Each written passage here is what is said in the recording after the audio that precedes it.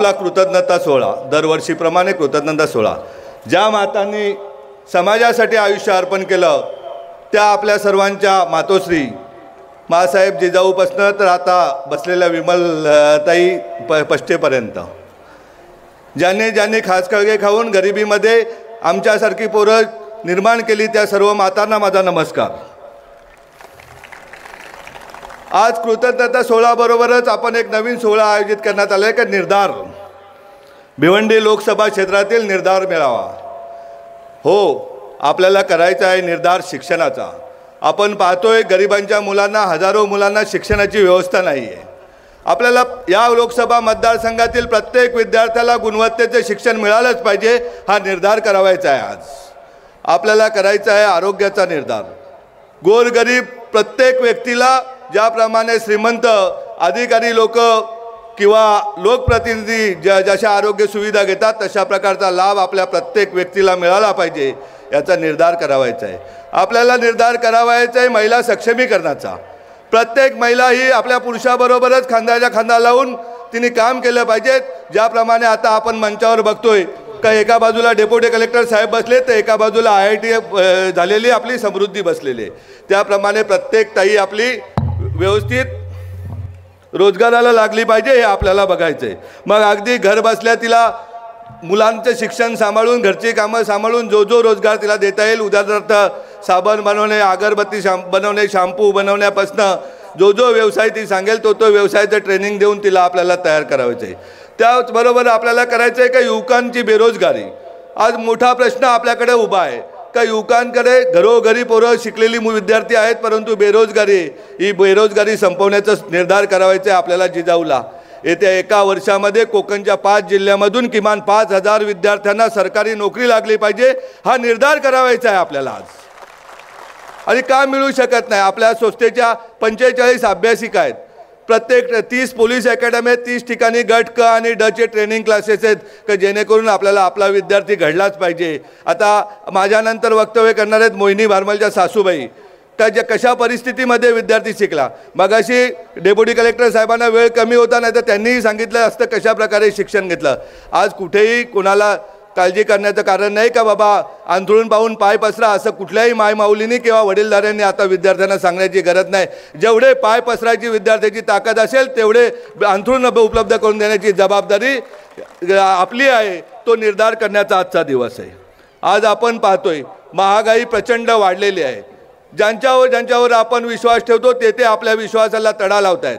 आज आपल्याला भिवंडी लोकसभाच का आपण निवडली। भिवंडी लोकसभेचा निर्धार मेळावा आयोजित केल्याबरोबर रत्नागिरीवरून फोन यायला लागले रायगडातून फोन येत आहेत ठाण्यामधून येत आहेत कल्याणमधून येत आहेत पालघरचा तर खूप आग्रह झाला आहे का आपल्याकडे निर्धार मेळावा झाला पाहिजे।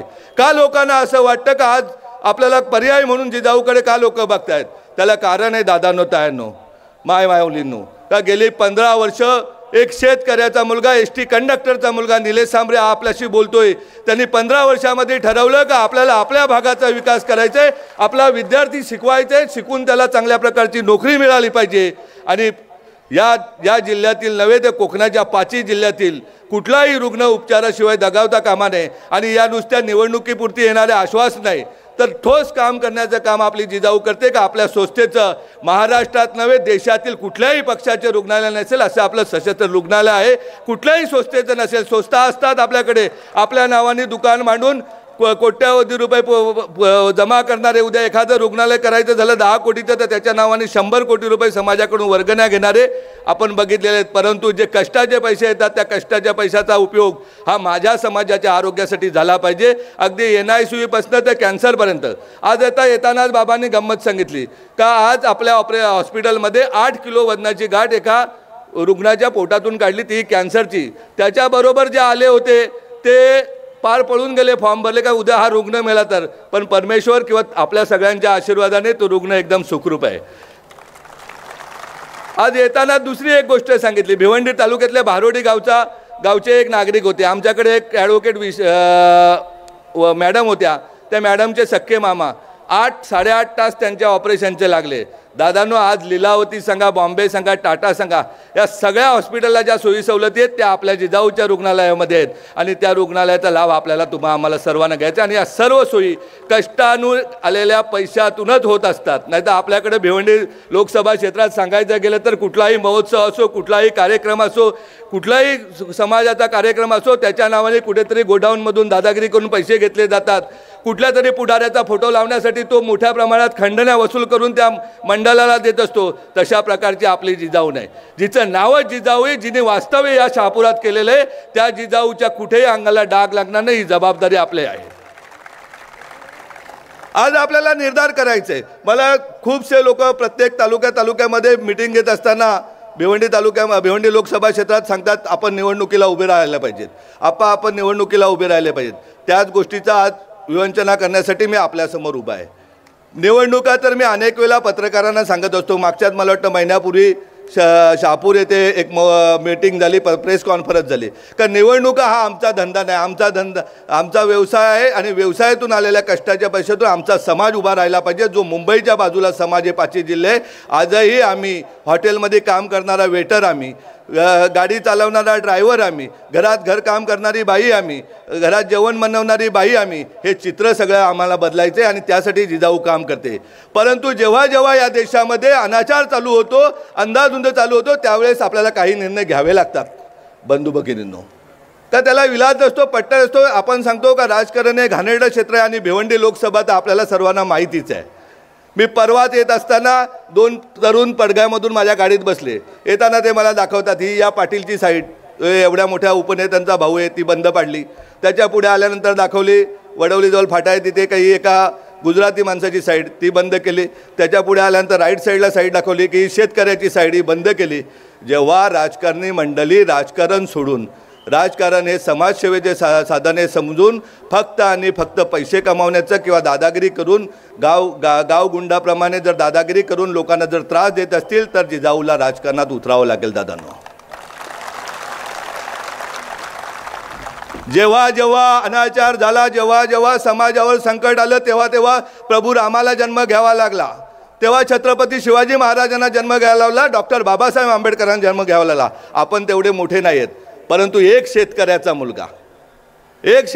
मुलगा जर एवढं करू शकत असेल, ज्या गावामध्ये 200 लोकवस्तीचं गाव आहे, तिथे 130 खाटाचं रुग्णालय, 8 CBSE स्कूल चालवत असेल, 45 अभ्यासिका चालवत असेल, तर त्याच्यासाठी निवडणूक हा काही नाही. मी शहापूरच्या पत्रकारांना सांगितलं, चहामध्ये बिस्किट खातात ना, याच्यापेक्षाही कठीण गोष्ट माझ्यासाठी निवडणूक नाही. कारण माझा जनसंपर्क गेले 15 वर्ष तळागाळातल्या शेवटच्या माणसापर्यंत जिजाऊ पोहोचलेले. माझा प्रत्येक कार्यकर्ता, माझ्या भगिनी, माझ्या कार्यकर्त्या भगिनी, या प्रत्येक शेवटच्या माणसापर्यंत कुठलाही रुग्ण असला तो आपल्या घरचा रुग्ण आहे समजून त्याला सेवा देत असतात. आणि या राजकारणाच्या पलीकडची आपली जिजाऊ आहे. जेव्हा समृद्धी IIT होते ना, त्याच दिवशी विचार केला का दरवर्षी आपल्या महाविद्यालयातून 40 विद्यार्थी IITला गेले पाहिजेत आणि इयत्ता 9वी पासूनच आपण JEE आणि नीटचे क्लासेस चालू केले आहेत. दादांनो, तायांनो, तर त्यासाठी आपण IIT टीचर आणलेले आहेत. कारण उद्याला झिनी पिकवायची असेल तर जाड्याचा भात लावून कधी झिनी पिकत नसते.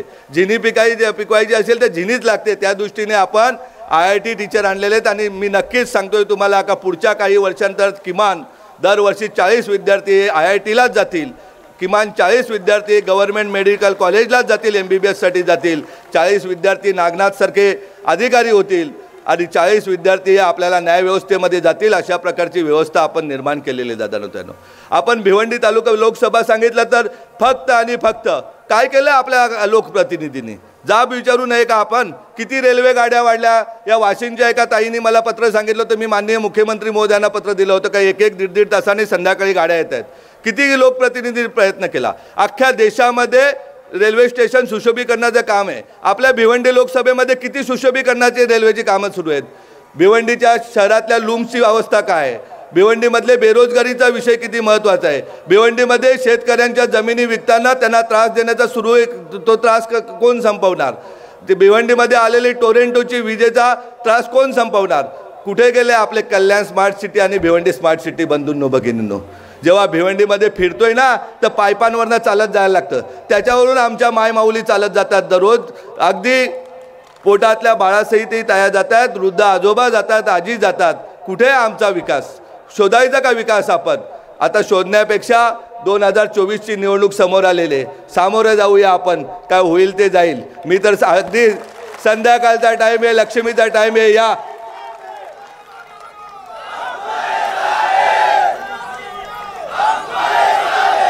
तुम साथ है इसलिए मैं बोल रहा हूं. मला माहिती आहे माझ्याबरोबर या मायमाऊलींचा आशीर्वाद आहे, त्याचबरोबर सर्व धर्मगुरू. कारण जिजाऊ काय कुठली जात एक जात मत नाही, सर्व जातीपाती पलीकडे एक माणूस म्हणून काम करत असल्याने सर्वच धर्मगुरू आज आपल्याकडे आणि सर्वांचा आशीर्वाद आपल्याला आहे. त्यामुळे हा शब्द आपल्या डायरीत नाहीच आहे. मी आजही सांगतो, मी 2-3 प्रेस कॉन्फरन्स सांगितलं, ज्या दिवशी निवडणुकीला निलेश सांबरे फॉर्म भरेल त्या दिवशी 5 लाख मतांनी निवडून येईल, एवढं तुम्हाला 100% सांगतोय. माझ्या मुलांना खंडण्या वसूल करण्यासाठी मी निवडणूक नाही लढणार. निवडणूक काय मी कुठल्या गोडाऊनवाल्याला सांगून मला टी व्ही पाठवून दे, मला फ्रीज पाठवून दे, तुझी किंवा शेतकऱ्याची जमीन विकायची तिथे दादागिरी करून नाही विकणार. निवडणूक ही डॉक्टर बाबासाहेब आंबेडकरांना अभिप्रेत असलेली लोकशाही देण्यासाठीच मी निवडणूक लढणार आहे. अगदी 100% सांगतोय. संध्याकाळचा टाईम आहे. राजकारणाचं दुकान बंद करण्यासाठी मी निवडणूक लढणार आहे. जेव्हा जेव्हा राक्षस अवतरतात तेव्हा तेव्हा प्रभू रामाला जन्म घ्यावा लागतो. आणि आताच आपण प्रभू रामाच्या मंदिराचं उद्घाटन बघितलेलं, त्यामुळे आता आपणही विचार करूया.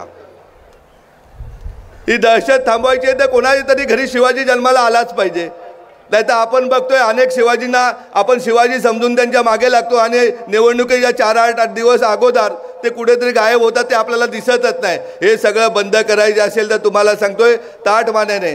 राजकीय पक्ष हे सर्वच चांगले असतात, त्यांच्या घटना चांगल्या असतात, त्यांचे विचार चांगले असतात, परंतु एखाद्या व्यक्तीचं वृत्तीच वाईट असते की ती कुठेही गंगेच्या पाण्यात जरी धुतली तरी तिला पैसा, करप्शन एक करप्शन अगदी 10 लाखाच्या कामापासून शेतकऱ्यांच्या जमिनीपर्यंत, गोडाऊनवाल्यांच्या धंद्यापर्यंत, छोट्या मोठ्या कामामध्ये कुठून पैसा मिळेल असं होतंय. त्यावेळेस आपल्याला राजकारणात पडावं लागेल दादांनो ताईंनो.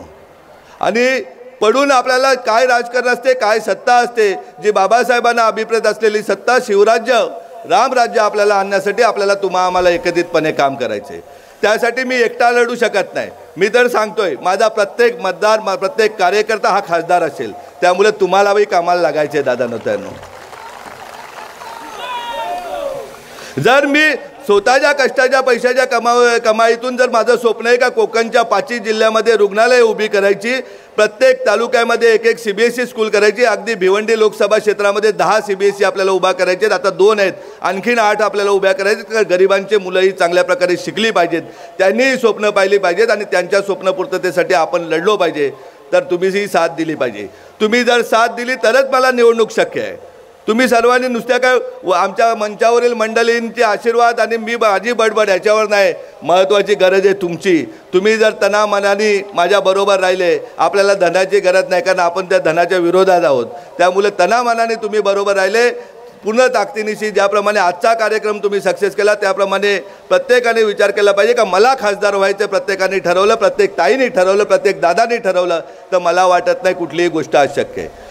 सर्व पक्ष चांगले आहेत. ज्या पक्षाला आपले विचार पटतील का राजकारण हा व्यवसाय न होता सामाजिक काम आहे आणि समाजाला साथ दिली पाहिजे, जो पक्ष आपल्याला तिकीट देईल त्याचा आपण तिकीट घेऊ. नाही कोणी तिकीट दिलं, कोणाला नाही विचार पडले तर आपण एकटा लढू आणि 100% एकटा लढलो तरी आपण निवडून येऊ, एवढा मला विश्वास आहे.